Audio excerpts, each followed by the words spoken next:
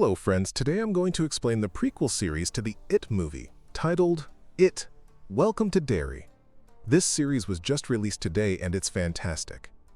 The first episode is out, and new episodes will be released weekly, so you'll get new explanations every week. I really hope you enjoy this. It's an excellent, R-rated, and incredibly gruesome series. They have literally spared no effort in making it outstanding. This episode was so good, it was 10 times more horrifying than I expected. Episode 1 begins in 1962 in the town of Darry, 27 years before the events of the main It movie. And 27 years is significant because the dangerous Pennywise who resides in Darry returns every 27 years to feed on children. Now, his true face, name, and identity are all different, which you likely already know from It, Chapter 1 and 2. But this series is going to be based on his origin story and how all of this began. So on the night of January 4th, 1962, we see a child, about 10 to 12 years old, named Maddie Clements, who is secretly watching a movie inside the Capitol Theater. He's constantly sucking on a pacifier, even though he's far too old for it. It seems his family life is filled with sadness and pain, and he has a lot of trauma. This has become his coping mechanism. He sucks on the pacifier out of fear. The movie he's watching is The Music Man, which is a kind of Easter egg, because it features a musician who hides his true identity from people to take advantage of them. This is just like the evil of Darry Pennywise, who takes on different forms to take advantage of children, meaning to feed on them. Now Maddie is truly troubled. He's alone, traumatized, and has no one in the world to support him, be his friend, or stand by him. So he just wanders from place to place. No one particularly likes him or pities him. He has no friends at school or anywhere else. Anyway, while he's watching, the theater manager spots him and tries to catch him. Because Maddie would always sneak in to watch movies without paying, he runs outside to escape. Out in the lobby, he hides behind a movie poster, where a girl named Ronnie spots him. Just then, the manager comes out looking for him and runs into the theater's projectionist, Hank. Hank asks why he's running, and the manager says he's chasing Maddie, who always sneaks in and is a loss for the business. Hank tells him to let it go, saying he's just a poor kid and his family is already struggling. But the manager is angry and says business is no joke. Anyway, Ronnie doesn't tell on Maddie. Instead, she says he ran the other way, saving him. Before we move on, a small detail. This is the Capitol Theater. It's a fun zone where the kids from the first movie used to hang out. It was later shut down, and we also saw it in the second movie, when Richie, a member of the Losers Club, came here to relive old memories. This is where he changed his mind and decided he had to face Pennywise. Now, everyone remembers the Losers Club. All the kids who faced Pennywise in the first part and 27 years later in the second part fought and defeated him. The IT movie story began in 1988 with Bill's brother Georgie, who went out to play in the rain and was caught and killed by Pennywise the dancing clown from a storm drain. Now coming back to the story, the manager goes the other way, and Maddie comes out from behind the poster. But the manager spots him, so Maddie runs out of the theater. The manager could have forgiven him, he could have shown pity, but he had no compassion, and most of the people in Darry are just like that. This is why the evil that lives beneath Darry loves to be here. Pennywise hibernates for 27 years, and even while he sleeps, the evil within the people here continues to feed him. Anyway, Maddie was fed up with the town of Darry, so he starts walking, trying to get out of town. He thinks he can live anywhere, just not here, and for very good reasons, which we'll learn about. He tries to hitch a ride from a car, but it doesn't stop. Maddie reaches the entrance of Darry right by the Welcome to Darry sign, which also has a picture of Paul Bunyan on it. This will be a reference for something we'll talk about later. Maddie is wondering where to go and how, when another car pulls up and stops right beside him. Inside the car is a pregnant woman, her husband, their daughter, and a young son. The mother tells Maddie they are heading to Portland and asks if he needs a lift, which he accepts as he just wants to get out of Darry. He gets in, and at first, the family seems perfectly normal and fun-loving. But slowly, things start to get very weird. The family's daughter opens a box of liver, dips her fingers in the blood, smells it, and smiles. She even holds it out for Maddie to smell, which is very strange. Then, their son starts practicing spelling. He spells W-I-L-L, but his sister cuts him off. He then finishes the spelling with Lies, indicating that something here is a lie. They all start acting strangely. And Maddie notices the car is re-entering the town of Darry, even though they never made a turn. How is this possible? This signifies the time loops that operate within Darry. One loop is the evil's 27-year cycle, where Pennywise returns. The other is how Pennywise the clown traps his victims in loops to torment them. As he is a cosmic entity, Maddie, terrified, demands they stop the car. But it doesn't stop. He tries to grab the steering wheel, but that doesn't work either. Instead, his hand hits the mother's pregnant belly. The mother starts screaming in pain and begins to give birth right there. A very bizarre baby starts to be born. It's a mutated, monster-like baby with wings, and it can fly. We know that it preys on its victims' greatest fears and traumas. Maddie's entire childhood and birth were traumatic, and he always wanted to fly away from his problems. This mutated baby is a manifestation of his fears. The baby flies around the car and finally attacks Maddie. In his terror, Maddie is sucking on his pacifier, but suddenly the pacifier breaks through the window and falls straight down into a sewer grate. We're then shown the intro. It.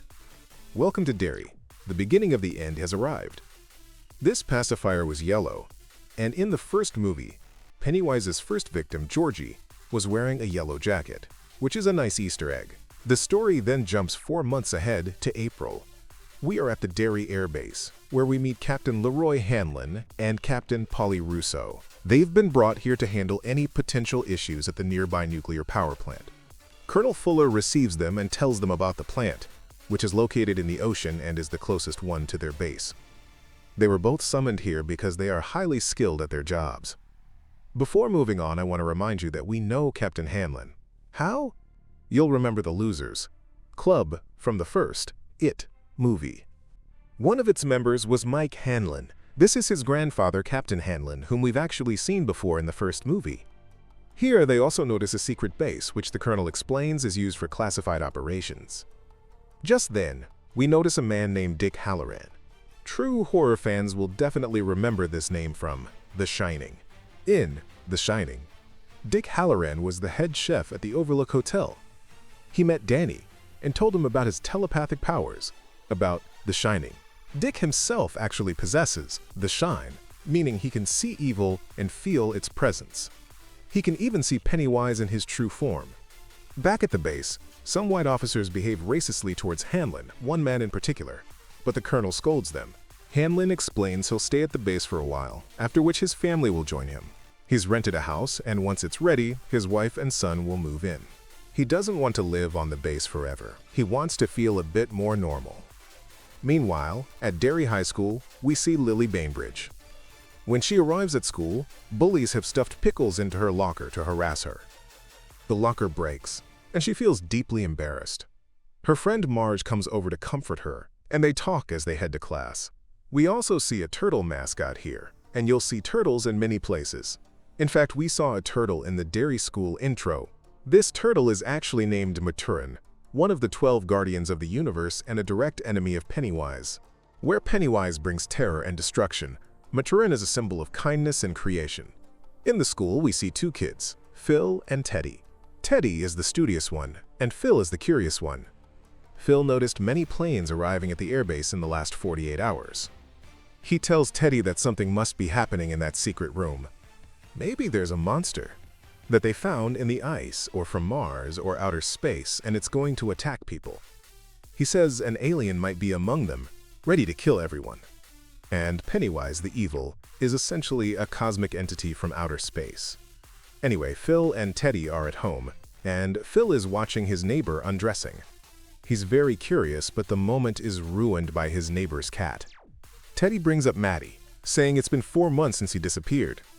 Phil says he's probably dead or just ran away since he had no friends. His body was never found, so he must have run off. Teddy claims they were his friends, but Phil denies it. He says they only went to Maddie's birthday parties because his mom gave them chocolates. Teddy gets angry at Phil for saying that. Elsewhere, we see Lily at her home, holding her bracelet and remembering Maddie. He was also her friend, and he had once gifted her a turtle, We see a flashback where Maddie and Lily go to the secret hideout, the same viewing deck, which had been closed to the public, but the caretaker rarely came by, so they made it their spot. They're talking and eating snacks that came with toys inside. Lily gets a rocket, which she doesn't like because she always gets a rocket. But Maddie hits the jackpot and gets a turtle, which he gives to Lily, who remarks that turtles are lucky. This is the same turtle charm that's on her bracelet, which is why she was thinking of Maddie. This flashback is from the night of December 31st, 1961, just moments before midnight. It seems Maddie brought Lily here to share a nice moment, as both of them were living in sadness and pain. Maddie asks about Lily's father, because everyone in town says strange things about him. We learn that Lily's father worked at a pickle factory. One day, Lily and her mother went to pick him up, but Lily forgot something inside, so he went back to get it. A machine was on, and while trying to turn it off, it malfunctioned, or perhaps he didn't know how to operate it, and he got caught in the machine and was killed, even though it wasn't his department. He was just trying to help. To this day, Lily carries so much guilt and trauma from that, she hasn't even visited her father's grave in a year. Anyway, just then, the new year 1962 arrives. They wish each other, watching the celebrations and fireworks outside. They talk for a bit, and it's clear Maddie likes Lily. He leans in to kiss her, but she gets nervous and pulls away, unsure what to do. He apologizes and starts to leave. Maddie thought Lily liked him back, which had given him a great sense of peace. But when he realized she only saw him as a friend, he was heartbroken. He ran off and, well, you know what happened on the night of January 4th, from the beginning of the episode. Lily feels immense guilt over this, thinking that if she had just kissed him that day or comforted him, maybe he would still be alive. In the present, her mother comes to talk to her, but Lily can't seem to lessen her grief. She's in the bathroom, alone, when she suddenly hears Maddie's voice coming from the sink drain. He's singing a song from The Music Man, the same movie we saw at the beginning, the one Maddie watched. Lily tries to talk to him, asking, "Maddie, is that you?" He replies, "Yes, it's me. I can't get out." He won't let me out. Then, two blood-soaked fingers emerge from the drain and quickly pull back in. This is obviously impossible. The important thing to understand here is that this can't be a real person. How could he survive in a sewer for months? And how could his fingers fit through such a narrow pipe? We know whose work this is. It's all the work of it, Pennywise. The next day, Lily tells Marge everything. Marge tells her not to say a word to anyone else, or people who already think she's eccentric will just call her crazier. Lily replies that Marge isn't worried about her. She's just worried that if she's seen with Lily, people will think she's crazy too. Hurt by this, Lily walks away, realizing Marge wasn't the friend she thought she was. Now, Phil and Teddy go to their secret hideout, the viewing deck, where they find Lily already sitting on the bench, waiting for them. She came to talk to them about what happened, about the voice in the sink and the fingers she saw. She tells them both about it. Phil questions how it's possible. First, how is he still alive? And second, out of thousands of pipes, how did he find the exact pipe to Lily's bathroom to talk to her? And even stick his fingers through? It's impossible for a child to fit through such a thin pipe. Teddy then chimes in, "Well, if aliens can exist, why can't this?" Honestly, he just wanted to believe Lily's story, but even he wasn't convinced, since he hadn't seen or heard it himself. Dejected, Lily leaves. Meanwhile, we see the Colonel talking with Hamlin.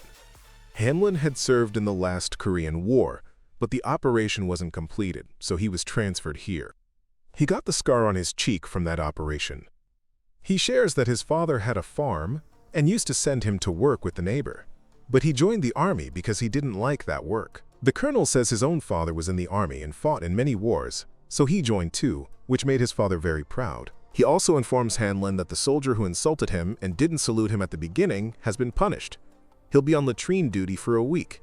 Meanwhile, Teddy is at home, asking his father if it's possible for someone to keep a child alive in a sewer for 4 months.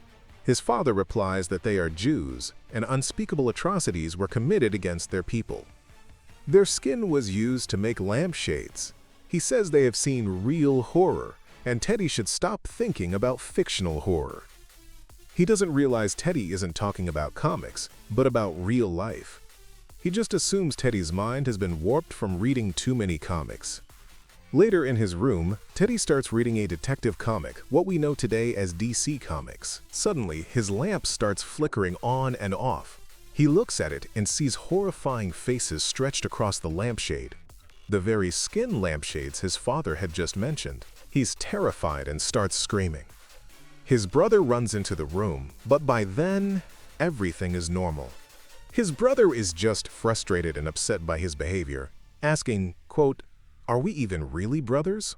The next day, Teddy tells Lily and Phil what happened. Phil says, "That means I'm the only one left who hasn't seen it." He believes Teddy because he's known him since childhood, and whenever Teddy tells the truth, he vomits, which he was doing right then. So Phil was 100% convinced that whatever happened to Lily and Teddy was real. They decide they have to tell someone, but they know if they do, everyone will think they're crazy and send them away, which they don't want. They decide not to tell anyone else and to first investigate what's happening themselves. To do this, they go to the library, bringing Phil's little sister, Susie, along with them.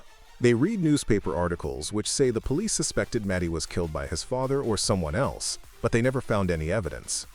The last person to see him when he disappeared was Ronnie, the same girl who saved him in the theater at the beginning. They go to find Ronnie to see if she knows anything. When they talk to her, she's initially angry because the police have been harassing her, and they even tried to frame her father, which just shows the kind of racism and other issues going on in this town. Anyway, she starts to walk away but stops when she hears them say Maddie's voice is coming from the pipes, and that he was singing. She tells them she has also heard children crying and singing from the theater's basement. Meanwhile, we see Hanlon preparing for bed, looking at a photo of his wife and child. He's reading a newspaper that mentions the Paul Bunyan statue now being built in town. This is an Easter egg, because in the movie, Pennywise possesses this very statue to attack people. As Hanlon is about to sleep, 3 masked men attack him, demanding all the information on a specific aircraft. He tells them the information is classified. They can kill him, but he won't say a word. Just then, his partner Polly, who heard the scuffle, arrives. Together, he and Hanlon start fighting the 3 intruders, but the attackers manage to escape. Now, I suspect this attack was ordered by the Colonel to test Hanlon's bravery and see if he could protect classified information. I feel that in the next episode, they're going to tell him something truly dangerous. Anyway, we now see Phil, Lily, Teddy, Ronnie, and Susie. Ronnie has brought them to the theater to show them The Music Man, because Maddie was singing that movie's song from the pipes. Ronnie is in the projection room and starts the movie. Watching it, Phil, Teddy, and Lily all start to cry, remembering Maddie. Phil and Teddy are crying because Maddie had no friends and wanted to be their friend, but they never let him. Or rather, they never wanted to be his friend. They only took him to their secret hideout once. And Maddie's mom had given them candy, just so they would come to his birthday party, because no one else ever did. But they didn't even go. They forgot. They're overwhelmed with regret now, thinking that if they had just gone that day, maybe he'd still be alive. But how could he be? You see, January 4th was Maddie's birthday. His mom had invited them to the party so he wouldn't be alone, but they forgot and didn't even see him. He was all alone that day. He also loved Lily and thought maybe she would come, but she didn't either. This guilt is tormenting all of them. Phil and Teddy failed to be his friends. He's telling them it's their fault, making them feel even more guilty, but we know this isn't Maddie, it's it. He's holding a baby, which he suddenly drops. It's the same monster baby from the beginning of the movie. This baby now climbs out of the movie screen and attacks them. The demonic baby grabs Phil and Teddy, lifts them into the air, tears them to pieces, and kills them. Ronnie is watching all of this from the projection room, terrified. Lily is hiding under a chair, watching everything. She sees Susie and grabs her hand to save her, but the monster attacks and takes Susie too. Back in the projection room, Ronnie had been trapped by its powers, but she manages to get out and pulls Lily out of the theater. Lily is screaming that the monster killed everyone. Ronnie asks, "Killed who? What are you talking about?" Just then, Lily looks at her hand and sees Susie's severed, bloody hand, meaning she's dead too. Seeing this, Lily realizes what just happened and lets out a terrifying scream. And boom! With that, the first episode ends.